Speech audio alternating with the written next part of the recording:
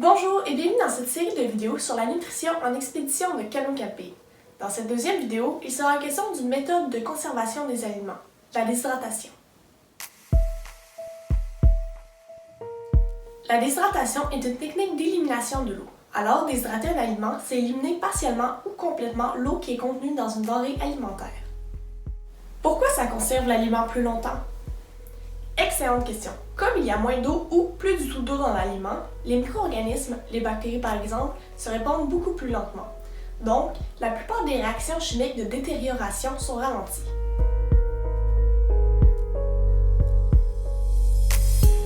Les aliments se conservent plus longtemps. Les fruits séchés et les croustilles de légumes font des collations saines. L'élimination de l'eau rend les aliments plus légers et réduit leur taille. 60% des vitamines, protéines et minéraux contenus dans l'aliment sont conservés lors du processus de déshydratation. Il est possible de déshydrater soi-même ces aliments. On peut donc dire adieu aux additifs tels les sulfites contenus dans les aliments déshydratés du supermarché. Déshydrater moi-même? Impossible, je n'ai pas de déshydrateur.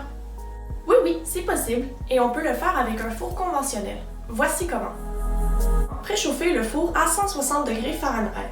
La température ne doit pas être trop haute. On veut sécher et non cuire les aliments. Ensuite, on dépose nos aliments à déshydrater sur une plaque à biscuits recouverte de papier sulfurisé. Très important, les légumes doivent être lavés, coupés en tranches minces et blanchis.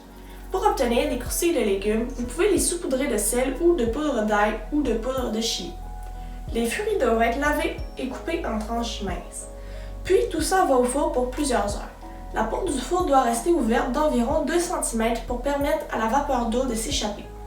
Les aliments restent au four jusqu'à ce que vous jugiez que les aliments sont bien déshydratés, les fruits et légumes doivent être croquants et la viande doit devenir un peu caoutchouteuse.